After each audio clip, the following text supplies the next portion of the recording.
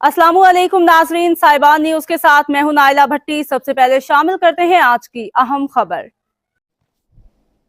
शामिल करते हैं सियालकोट के गांव बद्दू के चीमा से, जहां वापडा की तरफ से गांव के कई घरानों को सरफ यूनिटों से कहीं ज्यादा बिल आए थे। उसके अलावा टैक्सों की मद में नाजायज रकम बिलों में डाल दी गई थी। अहले इलाका ने मारूफ समाजी लेडी वर्कर, नायब सीनियर नायब इंटरनेशनल ह्यूमन राइट्स जिला सियालकोट रुखसाना आसिफ की सरबराही में एक कमेटी तश्कील दी, जिसने एक्सीन वापडा से बात की, मगर कोई सुनवाई न होने पर तकरीबन 45 घरानों की तरफ वफाकी मोहतसिब आला को दरख्वास्त दी गई, जिस पर वफाकी मोहतसिब आला ने फौरी एक्शन लिया।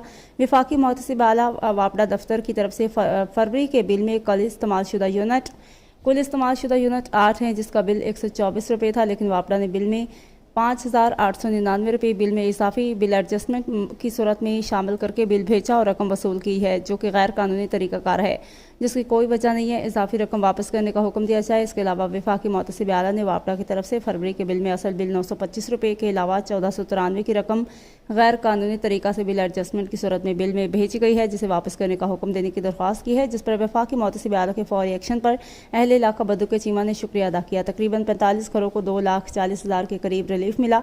ग्रुप लीडर सीनियर नायब सदर इंटरनेशनल ह्यूमन राइट्स जिला सियालकोट रुखसाना आसिफ ने वफाकी मोहतसिब आला का शुक्रिया अदा किया, जिनकी बदौलत गरीब लोगों को बहुत बड़ा रिलीफ मिला। जी, मैं वापडा की तरफ से मैंने वापडा के साथ तकरीबन केस किए हुए थे।